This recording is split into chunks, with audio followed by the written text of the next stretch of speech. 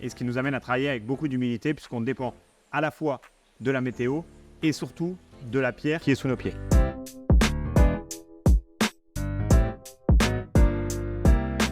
Qui es-tu ?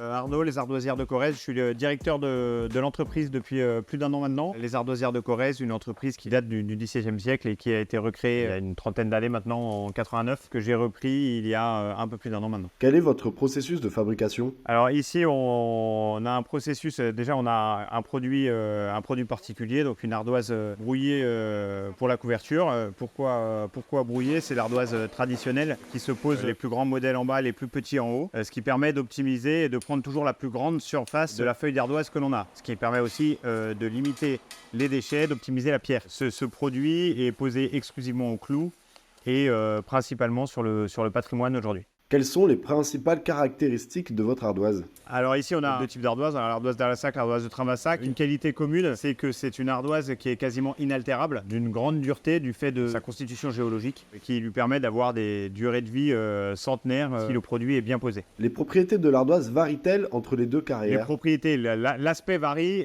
les propriétés ne varient pas tellement. L'aspect, ça varie parce qu'on va avoir une pierre d'Alassac qui est un peu plus structurée, un peu plus grise, avec un fil un peu plus visible. Alors que l'ardoise de Travassac est plus bleu-noir, un peu plus lisse, avec un fil un peu plus dissimulé. Quel type de produit fabriquez-vous ? Principalement l'ardoise de couverture, qui est le produit noble et le produit visé. Quand on ne peut pas faire d'ardoise de couverture à cause de la qualité de la pierre, on a toute une variation de produits. Et dans l'ordre, on va essayer de faire du dallage pour le sol. On va essayer de faire de la pierre à bâtir pour les maçons. On va faire de l'enrochement ou du caillou drainant pour les travaux publics, du paillage pour les paysagistes, et ainsi de suite, ce qui nous permet d'utiliser l'ensemble de la pierre extraite. Et ça va jusqu'à la poudre qu'on peut récupérer aussi ou dans la carrière pour faire bleuir les hortensias. Avez-vous des déchets de production ? Non, on peut partir du principe qu'on n'a aucun déchet de production. Il y en a toujours un petit peu, mais finalement, chaque pierre extraite trouvera finalement, demain, après-demain ou dans plusieurs années, une destination dans le paysage du bâtiment. Tes employés sont-ils ardoisiers de père en fils ? On ne peut pas dire aujourd'hui que c'est un métier qui se fait de père en fils. Mes deux chefs de carrière, effectivement, sont nés ici, ont connu les ardoisières à leur grande époque, dans les années 70.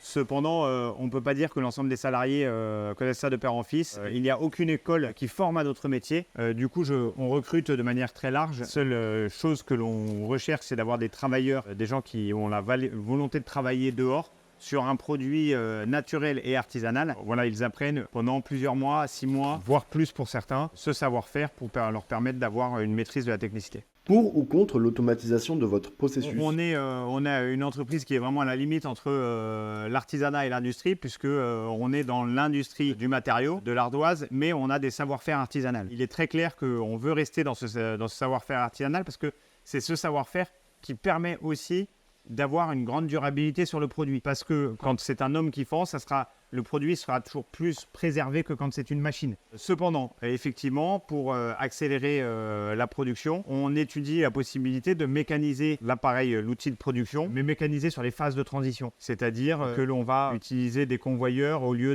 d'utiliser des pelles ou des engins porteurs. Pour manipuler la pierre, on va utiliser des machines à tailler qui seront utilisées par un ouvrier, par un artisan qui connaît la pierre. Mais ceci est indispensable pour 1. Augmenter la production et 2. Préserver le personnel puisque la société évolue quand même et il est indispensable de préserver la santé physique de nos ouvriers. Avez-vous une grande demande de production ? Oui, on a une grande demande. On est les derniers ou quasiment les derniers à faire de l'ardoise de couverture en France. Donc, on est quasiment les seuls à faire de l'ardoise brouillée. On est les seuls à avoir une ardoise qui a autant de durabilité. Donc oui, on a une grande demande. 18 mois, 2 ans, 1 an. En tout cas, on a un carré de commande bien rempli. Et augmenter la production serait quand même intéressant et pour l'entreprise et pour nos clients. Vos outils sont-ils optimaux ? Voudriez-vous les diversifier ? Bien sûr, il y a des choses à venir dans le domaine de l'aménagement, dans le domaine du travail de la pierre, dans le domaine de la taille et dans le domaine de la fente. Il y a toujours des outils. Aujourd'hui, on s'oriente vers la mécanisation de l'ardoise de couverture. Globalement, quand on fait de la décoration ou de l'aménagement, on sous-traite pour l'instant ces tâches à des entreprises qui ont ces machines. Des machines numériques de haute technologie que l'on n'a pas nous parce qu'on n'aurait pas la capacité de l'amortir puisque ce sont des sous-produits. Voilà. Nous, on s'oriente sur la mécanisation de notre principal produit et pour l'instant, on utilise les sous-traitants pour les autres produits. Quelle image dégage le métier d'ardoisier? Comme souvent aujourd'hui, l'artisanat, le métier artisanal est quand même, la cote est quand même bien vue. Ce sont des métiers qui plaisent, notamment quand on les observe. C'est parfois un peu plus dur quand on les pratique.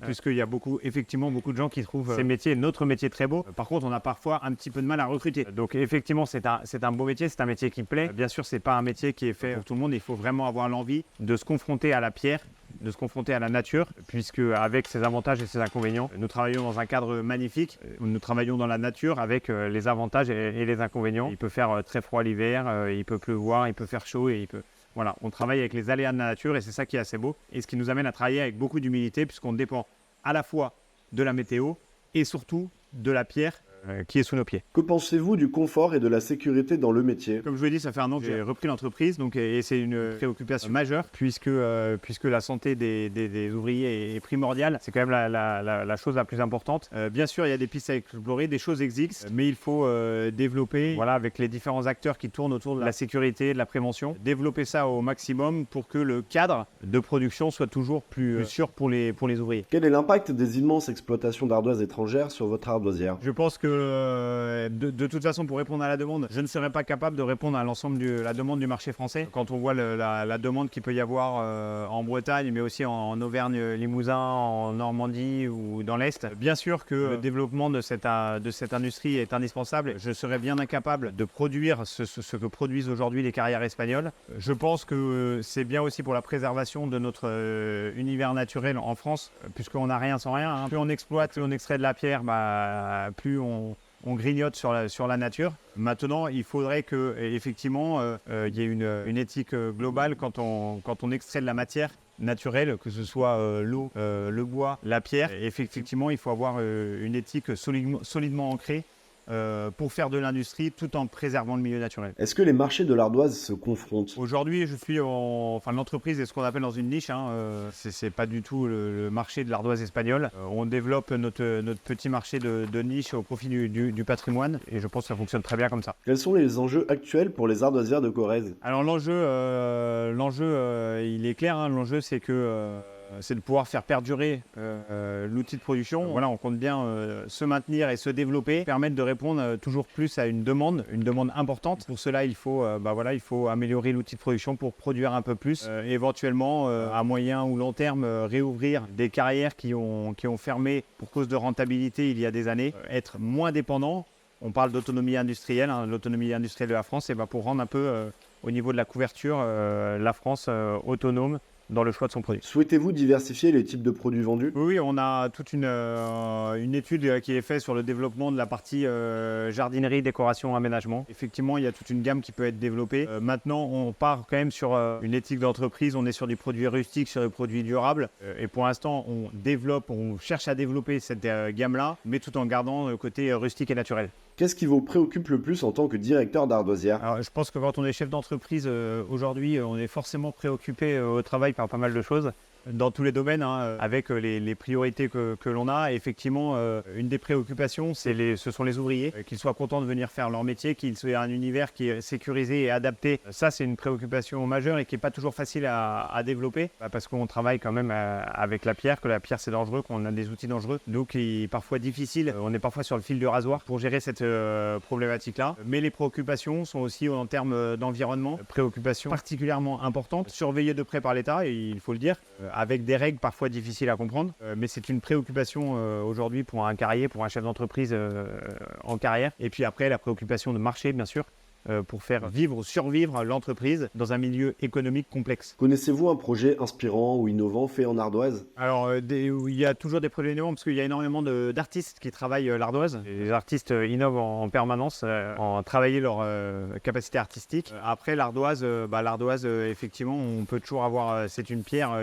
particulière avec un aspect, une dureté, des faces plates. Je pense qu'on peut en permanence, je ne sais pas si on peut parler d'innovation, mais en tout cas de développement et d'adaptation à la situation. Et si on expérimentait l'ardoise de manière audacieuse? C'est difficile parce qu'il y a déjà énormément d'objets qui existent. On en fait déjà des plans de travail, on en fait déjà des plans de chat, on fait déjà énormément de choses. Effectivement, on dit qu'il y a une grande inertie aux températures, hein, donc l'ardoise prend vite le froid l'hiver, vite le chaud l'été. On ne va pas s'en servir pour chauffer l'hiver ou pour climatiser l'été. En revanche, on pourrait très bien imaginer s'en servir à mi-saison pour chauffer des piscines ou en faisant passer des micro-circuits le long de cette pierre. Puisque effectivement il y a une grosse inertie à la chaleur. Voudriez-vous voir d'autres formes d'ardoise de toiture, non plein air? Alors ça existe déjà, ce qu'on appelle la coffine, qui est une ardoise courbe. La grosse différence là-dessus, il est modelé par l'homme, alors que l'ardoise a été façonnée par la nature il y a des millions d'années. Vous ne changerez pas, vous ne refaçonnerez pas l'ardoise comme ça du jour au lendemain avec toute la technologie que vous voulez.